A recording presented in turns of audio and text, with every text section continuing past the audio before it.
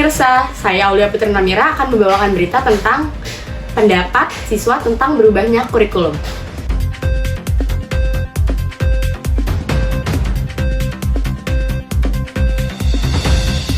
Kurikulum yang sebelumnya dipakai adalah kurikulum 13, yang memang kurikulum tersebut dipakai dari lama.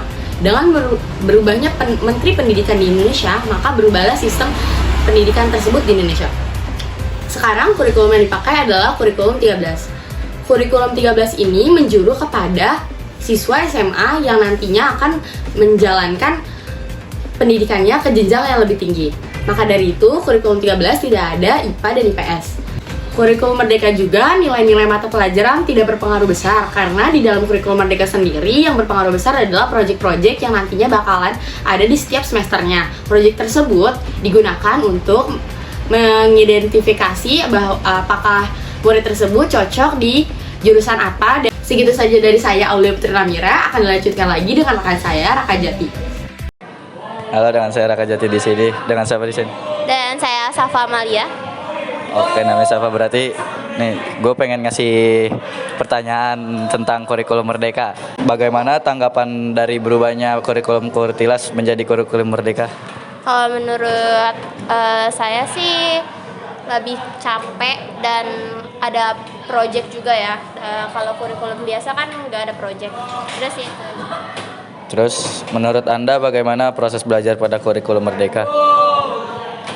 Sedikit seru karena kita jadi kayak berkelompok-kelompok gitu.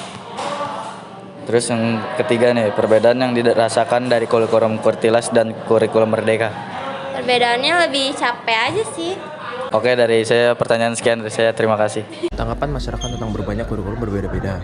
Ada yang memang setuju dan ada juga yang tidak setuju.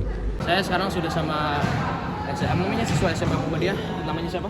Perkenalkan, nama saya Hussein Raka, kelas 11 C4. Oke, bagaimana tanggapan lo dari berubahnya kurikulum Kurtilas sampai jadi kurikulum Merdeka? Menurut saya itu sangat tidak worth it, dikarenakan pembelajaran Kurtilas dengan kurikulum Merdeka itu berbeda. Kalau kurikulum Merdeka itu kita belajar dengan cara berkelompok atau selalu dengan tugas-tugas kelompok. Kalau kurikulum 13 itu kita belajar individu. Menurut nih, bagaimana proses belajar pada kurikulum Merdeka sekarang?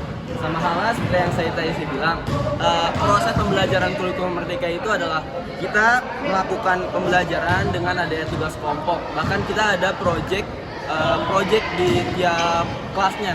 Maksudnya di tiap kelas 1, kelas 2 dan kelas 3 pasti ada project.